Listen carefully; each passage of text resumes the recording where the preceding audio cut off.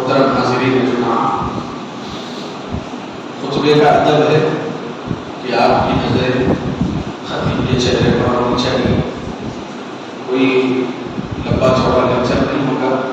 خطبہ جمعہ مختصر سی بات قرآن سنت کی روشنی میں آپ سیکھنے کے لیے آئے، ایک شوق سے، دل جمعی سے کچھ حاصل کر کے، عمل کا جذبہ لے کر کے آپ بیٹھے.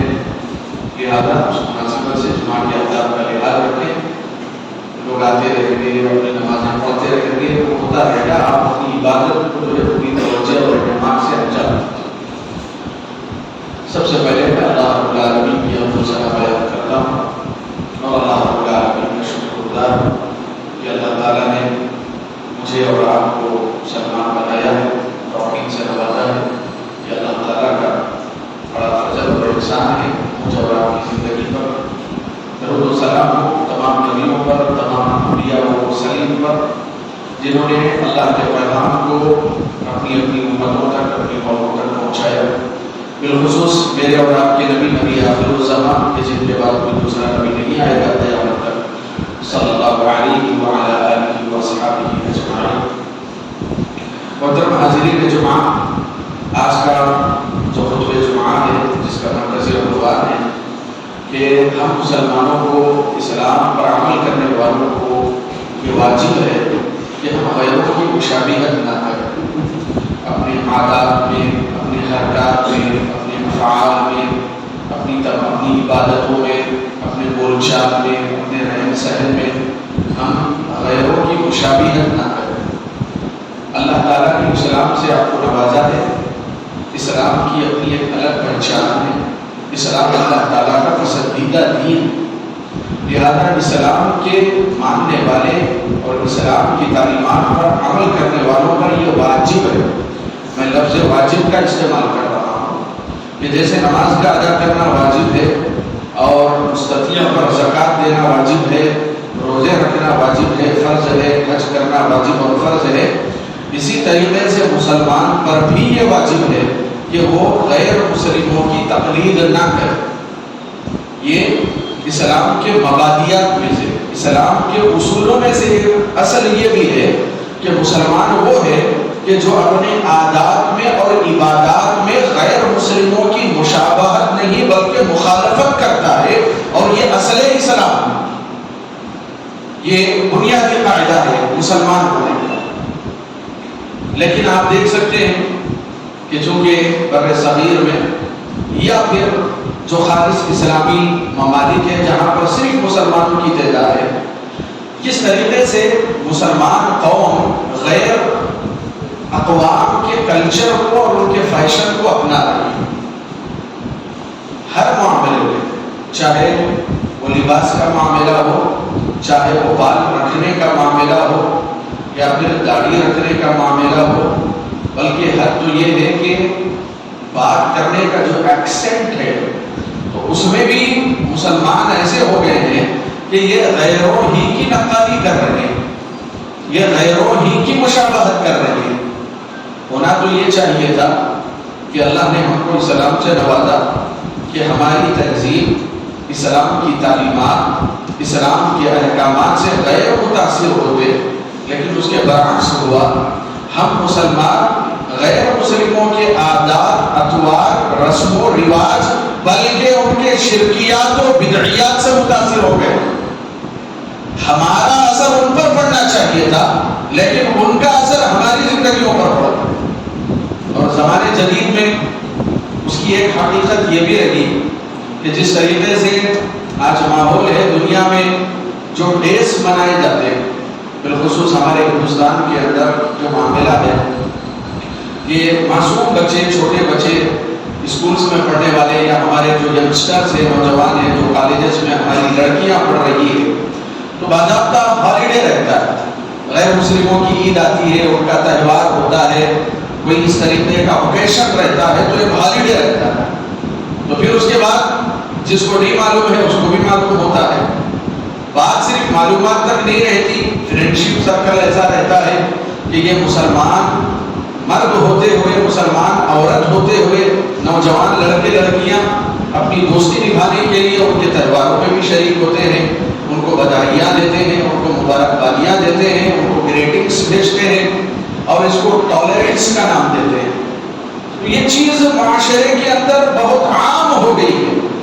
میں صرف تعلیم یافتہ طبقے کی بات نہیں کر رہا ہوں، جو مارکیٹ میں رہنے والا جو تاجروں کا جو طبقہ ہے یہ بھی اس میدان میں کچھ پیچھے نہیں ہے.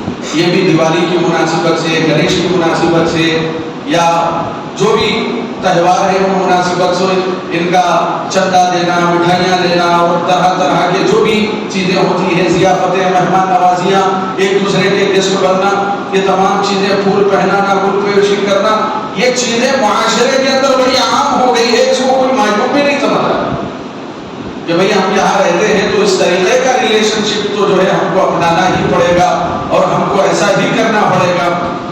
اسی بات کو اللہ رب العالمین نے قرآن کریم میں ذکر فرمایا، وَلَن تَرْضَىٰ عَنْكَ الْيَهُودُ وَلَا النَّصَارَىٰ حَتَّىٰ تَتَّبِعَ مِلَّتَهُمْ. یہودی تم سے راضی نہیں ہوں گے، عیسائی تم سے راضی نہیں ہوں گے، کوئی بھی کافر اور مشرک تم سے راضی نہیں ہوگا. حَتَّىٰ تَتَّبِعَ مِلَّتَهُمْ، یہاں تک کہ تم ان کے پاس جو دین ہے اس کی پیروی نہ کر لو، تب تک وہ تم سے راضی نہیں ہو. آج آپ دیکھیں کہ غیروں کے جو محبوب ہیں، غیروں کے جو چہیتے ہیں، وہ کس طرح کے مسلمان ہیں؟ وہ ایسے مسلمان ہیں جن کی زندگیوں میں اسلام نہیں. کیونکہ غیر آپ کو یہی کہہ رہے ہیں کہ آپ ٹالرنس والے بنیں، اتنا زیادہ شدت سے اسلام کو اپنانے کی ضرورت نہیں ہے. پروگریس نہیں ہوگا، ڈیولپمنٹ نہیں ہوگا، ترقی نہیں ہوگی، لہذا آپ نارمل ہو جائیے، آپ نیوٹرل ہو جائیے، ہمارے جیسے ہو جائیے، ہم جو کرتے ہیں ویسے آپ کرنے لگے. ایسے مسلمانوں پر یہ فخر ہوتا. اسی بات کو اللہ رب العالمین نے قرآن کریم میں ذکر فرمایا، یہ راضی ہونے والے نہیں ہیں. اگر تم سمجھتے ہو کہ تمہارے کارناموں سے تم نے کچھ کارنامہ انجام دیا تو یہ تم سے راضی ہو جائیں گے، راضی نہیں ہوں گے. راضی صرف ایک شرط میں ہوں گے، تم اسلام کو چھوڑ کر کے بددینی کو اپناؤ، تبھی وہ راضی ہوں گے، تب تک راضی ہونے والے نہیں. یہ بات اللہ رب العالمین نے قرآن کریم میں ذکر فرمایا، حتی تتبع ملتهم. اور یہ پوری حقیقت آیا ہے ہمارے معاشرے کے اندر. کتنی برقع پوش مسلم خواتین گنیش کے منڈپ میں جا کر کے بیٹھتی ہیں، کتنی مسلم نوجوان لڑکیاں ہیں جو مندروں پہ جا کے نذرانے پیش کرتی ہیں، کتنے مسلم تاجر اور بزنس مین ہیں جو غیروں کے تہواروں پر پھول پہناتے ہیں، گل پوشی کرتے ہیں اور فروٹس تقسیم کرتے ہیں، ان کی خوشی کو اپنی خوشی کا حصہ مانتے ہیں. کیا یہ اس معاشرے کی سچائی اور حقیقت نہیں؟ اللہ رب العالمین نے اسی بات کو کہا، یہ راضی نہیں ہوں گے. حتی تتبع ملتهم، یہاں تک کہ تم ان کے جیسے نہ ہو جاؤ. اور آپ جانتے ہیں اسلام کی آمد سے پہلے لوگ دین ابراہیمی پر قائم تھے. اہل مکہ وہ مشرک نہیں تھے، شرک کرنے والے نہیں تھے اہل مکہ، بلکہ وہ دین حنیف پر قائم تھے. ابراہیم علیہ السلام کا جو دین تھا، توحید والا دین، وہ اس پر قائم تھا. بگاڑ یہیں سے شروع ہوتا ہے کہ اللہ کے رسول صلی اللہ علیہ وسلم کا جو خاندان تھا، قبیلہ بنو ہاشم اور جو قریش تھے، یہ حاجیوں کے خانہ کعبہ کے متولی تھے، نگران تھے، یہ ذمہ دار. ساری دنیا سے لوگ حج کرنے کے لیے آتے تھے دین ابراہیمی میں بھی اسلام سے پہلے، تو یہ متولی تھے، نگران تھے، آنے والوں کے یہ میزبان تھے، ان کی مہمان نوازی کرتے تھے. تو قبیلہ قریش سے پہلے خانہ کعبہ کے انتظامات اور انصراف کی جو ذمہ داری تھی وہ ایک دوسرا قبیلہ سنبھالتا تھا جس کا نام تھا قبیلہ خزاعہ. قبیلہ خزاعہ یہ متولی تھا اللہ کے رسول کے خاندان سے پہلے خانہ کعبہ کے مینجمنٹ کے لیے. اور صحیح روایت ہے، اللہ کے رسول صلی اللہ علیہ وسلم نے بیان فرمایا، رأیت عمر بن لحی الخزاعی قصبا من النار. اللہ کے رسول صلی اللہ علیہ وسلم نے بیان فرمایا کہ میں نے بنو خزاعہ کے بیٹے عمر بن لحی کو دیکھا کہ جہنم میں اپنی پیٹ سے نکلی ہوئی آنتوں کو لے کر کے چکر کاٹ رہا. جانتے ہیں اللہ کے رسول صلی اللہ علیہ وسلم نے یہ وعید عمر بن لحی کے بارے میں کیوں بیان کی؟ کیونکہ اللہ کے رسول صلی اللہ علیہ وسلم نے ذکر فرمایا کہ اس سے پہلے لوگ دین حنیف پر قائم تھے. یہ ملک شام گیا اور وہاں پر دیکھا غیروں کو, کفار کو, مشرکین کو دیکھا کہ اپنے ہی ہاتھوں سے بت کو بناتے ہیں, پھر اس کے آگے سجدہ ریز ہوتے ہیں. شیطان نے اس کے دل میں یہ خلل اور وسوسہ ڈالا, لہذا وہ آیا اور سب سے پہلا بت اسلام اور اس دنیا کی تاریخ میں خانہ کعبہ کے اندر عمرو ابن لحی الخزاعی نے سب سے پہلا بت رکھا. غیروں کی مشابہت, ان کو دیکھا, ان سے متاثر ہوا, پھر لا کر کے خانہ کعبہ میں بت رکھا. یہاں تک کہ جب اللہ کے رسول صلی اللہ علیہ وسلم نے مکہ کو فتح کیا 360 بت خانہ کعبہ کے اندر رکھے ہوئے. یہ معاملہ کہاں سے بگڑا؟ مشابہت, غیروں کو دیکھنا, ان سے متاثر ہونا. اور آپ یقین مانیں تجارتی حد تک, لین دین معاملات کے حد تک آپ تعلقات رکھ سکتے ہیں, ان کے ساتھ احسان کا معاملہ بھی کر سکتے ہیں, ان کے ساتھ نیکی کا بھی معاملہ کر سکتے ہیں, غیروں کے ساتھ حسن سلوک کر سکتے ہیں, لیکن آپ ان کی تہذیب اور ثقافت کو اپنا نہیں سکتے. آپ نے اگر ان کی ثقافت کو اپنا لیا, ان کے کلچر اور ان کے تمدن کو اپنا لیا, تو یہ چیز شرک کے تعلق سے نرم جذبہ آپ کے اندر پیدا کرے گی, کفر کے تعلق سے نرم ہو جائے گا. آپ کی جو غیرت ہے آپ اس کے تئیں نرم ہو جائیں گے. آہستہ آہستہ غیروں کے کلچر کو اپنانے کا یہ انجام ہوگا کہ آپ شرک کے معاملے میں نرم پڑ جائیں. شرک سے جو نفرت ایک موحد کو ہونی چاہیے, کفر سے جو نفرت ایک توحید پرست کو ہونی چاہیے, ان کا کلچر اپنانے سے غیروں کی محبت آپ کے دل میں بیٹھ جائے گی, اسلام آپ کے دل سے آہستہ آہستہ رخصت ہو جائے گا. یہ سب سے بڑا نقصان ہے غیروں کے کلچر کو اپنانا. غیر سے تمام اقوام مراد, کوئی ایک خاص قوم مراد نہیں ہے. اسلام اور اہل اسلام کو چھوڑ کر کے, چاہے وہ یہودیوں کا کلچر ہو یا کرسچنز کا کلچر ہو یا پھر ہندوؤں کا کلچر ہو یا سکھوں کا کلچر ہو, جین مذہب کا کلچر ہو, کوئی بھی کلچر ہو, ایتھکس کا یا اللہ کے منکرین کا, کسی بھی طریقے کے لوگوں کا کلچر آپ اپنائیں گے تو آپ کفر کے تئیں نرم ہوتے جائیں گے اور توحید کی رخصتی آپ کے دل اور سینے سے رخصت ہو جائے گی. یہ سب سے بڑا معاملہ ہے. شروعات کہاں سے ہوئی؟ غیروں کی مشابہت کرنے سے. اور جیسے میں نے آغاز میں کہا, تمہید میں میں نے کہا, یہ اسلام کا اصل ہے. اسلام کا اصل کیا ہے؟ غیروں کی مخالفت کرنا. آپ جمعہ سننے کے لیے آئے ہیں, جمعہ کا دن شریعت اسلامیہ میں بڑا فضیلت والا ہے, بہت اہمیت والا ہے جمعہ کا دن. اللہ کے رسول صلی اللہ علیہ وسلم نے اس کا بیک گراؤنڈ یہ بیان کیا کہ اللہ رب العالمین نے سب سے پہلے شریعت کی ذمہ داری یہودیوں کو دی تھی. یہودیوں نے اس میں قیادت کی. یہودیوں کو اللہ تعالیٰ نے دن دیا تھا یوم السبت, سیٹرڈے کا دن دیا تھا اللہ تعالیٰ نے, ہفتے کا دن دیا تھا ان کو. پھر اس کے بعد جب انہوں نے شریعت کو کما حقہ لوگوں تک نہیں پہنچایا, عمل نہیں کیا, تو اللہ تعالیٰ نے دین حق کی ذمہ داری عیسائیوں کے اوپر عائد کی اور اللہ رب العالمین نے ان کو یوم الاحد عطا کیا, سنڈے کا دن عطا کیا.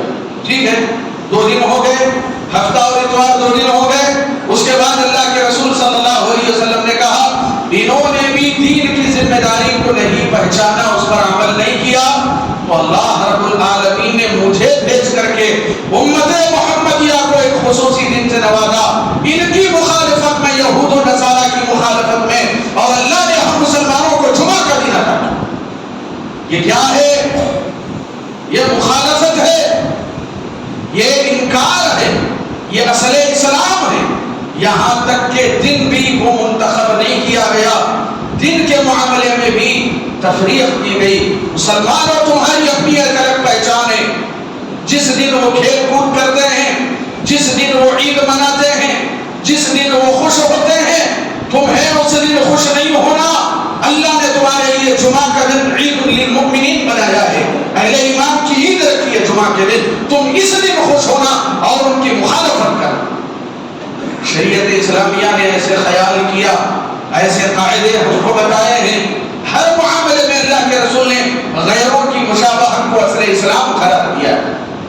اور میرا اپنا کوئی نوجوان بھائی اور میری اپنی کوئی نوجوان بہن یہ نہ سمجھے کہ اللہ کے رسول نے غیروں کی مخالفت کرنے کا حکم دیا تو وہ اس زمانے کے ساتھ خاص تھا۔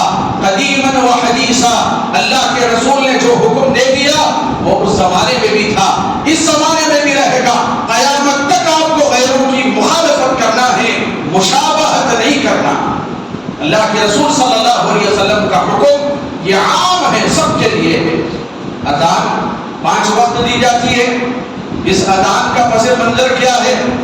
اللہ کے رسول صلی اللہ علیہ وسلم نے نمازیں فرض ہو گئی، پیارے رسول صلی اللہ علیہ وسلم نمازوں کا وقت ہو جاتا، لیکن اللہ کے رسول کو اس بات کا علم نہیں ہو رہا تھا کہ کیسے لوگوں کو جمع کیا جائے نماز کے۔ نمازیں تو فرض ہو گئی، لیکن یہ بات پیارے رسول کو نہیں بتائی گئی تھی کہ کیا طریقے سے بلایا جائے گا نماز کے لیے۔ اذان یہ طریقہ نہیں بتایا گیا۔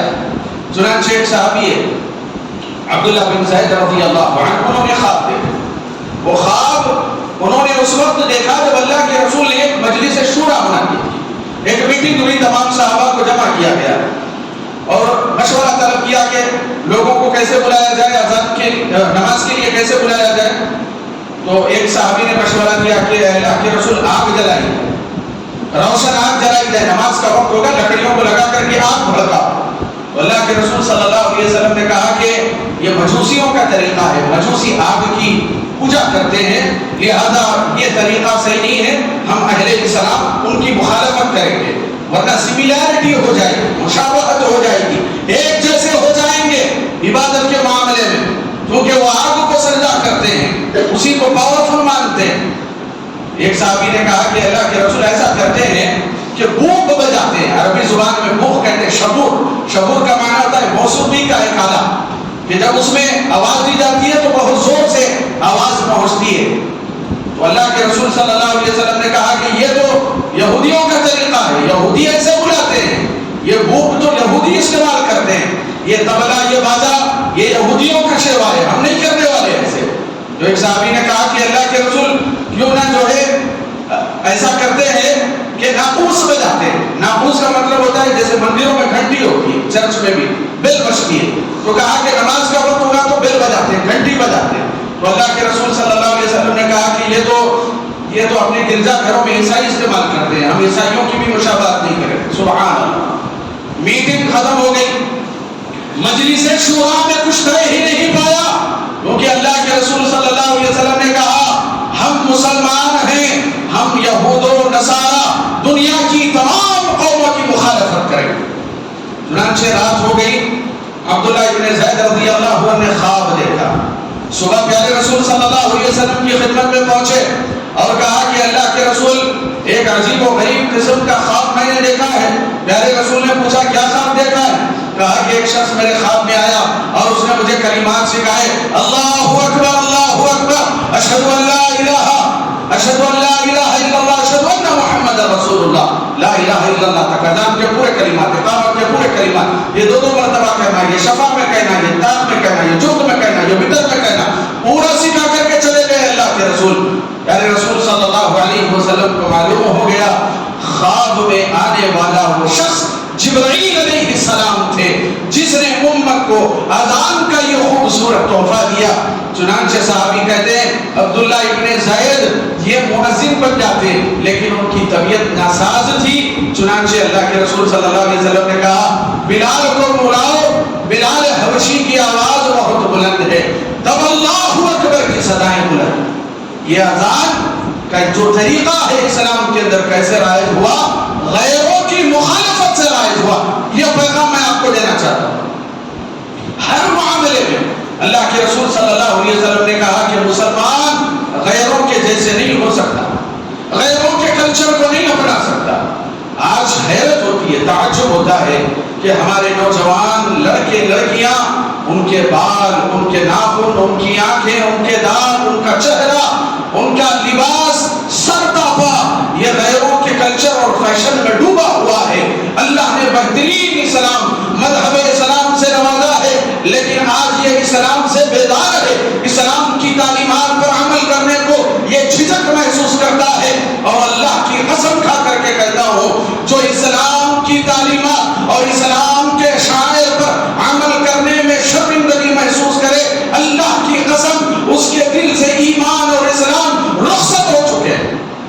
مسلمان نہیں ہو سکتا، کیونکہ اللہ کے احکامات پر عمل کرنے میں شرم آ رہی ہو، چہرہ رسول اللہ کے جیسا رکھنے میں شرم آ رہی ہو، اس کے سینے میں اسلام ہے یا نہیں ہے، وہ اپنے ایمان کی خیر بنائے، دیکھے کہ کیا ہے، اپنے نفس کا وہ محاسبہ کرے۔ پیارے رسول مدینہ پہنچے، یہودی تانا کسنے لگے صحابہ کو کہ تمہاری جو نماز ہے وہ مسجد اقصی کی طرف، مسجد اقصی تو ہمارا قبلہ ہے، لہذا جیسے آج نمازیں فرض ہونے کے بعد تم ہمارے قبلے کی طرف رخ کر کے نماز پڑھ رہے ہو، اور ایک وقت ایسا بھی آئے گا کہ تم یہودیت ہی کو قبول کر لو۔ اللہ کے رسول صلی اللہ علیہ وسلم تک یہ بات پہنچی، پیارے رسول صلی اللہ علیہ وسلم کو بڑی کوفت ہوئی، اللہ کے رسول صلی اللہ علیہ وسلم کو بڑی تکلیف ہوئی۔ مسجد اقصی سے اونچا مقام مسجد نبوی کا ہے، مسجد نبوی سے اونچا مقام خانہ کعبہ کا ہے، بیت اللہ اس روئے زمین کی سب سے پہلی مسجد ہے۔ اللہ کے رسول صلی اللہ علیہ وسلم کی تمنا و آرزو، اللہ کے رسول حالت نماز میں ہیں، تقلب وجهك في السماء، حالت نماز میں آسمان کی طرف اللہ کی طرف دیکھ رہے ہیں، اور دل سے یہ فریاد ہے اللہ مسجد اقصی سے تحویل قبلہ ہو کر کے مسجد حرم ہمارا قبلہ بن جائے۔ اللہ رب العالمین نے رسول اللہ صلی اللہ علیہ وسلم کی آرزو اور خواہش کے مد نظر کہا فَوَلِّ وَجْهَكَ شَطْرَ الْمَسْجِدِ الْحَرَامِ، کہ آپ اپنا رخ پھیر لیں مسجد اقصی سے مسجد حرام کی طرف۔ اب قیامت تک اہل اسلام کا جو قبلہ ہے وہ کون سا ہے؟ خانہ کعبہ ہے، مسجد حرام۔ جب مسلمانوں کا تحویل قبلہ ہوا، مسلمان رکوع کی حالت میں تھے، آج بھی مسجدیں موجود ہے مدینہ کے اندر، مسجد قبلتین، رکوع کی حالت میں آ کر کے ایک صحابی نے خبر دی تحویل قبلہ ہو چکا ہے، مسجد اقصی نہیں مسجد حرم تمہارا قبلہ ہے۔ مسلمانوں نے مسجد حرم کی طرف اپنی نمازوں کا آغاز کر دیا۔ یہودی آئے اور آ کر کے بازار میں یہ کہنے لگے کیف ھذا الرجل یخالف فی کل امر، یہ کیسا نبی ہے ہر معاملے میں ہماری مخالفت کرتا ہے۔ بات سمجھ میں آئی؟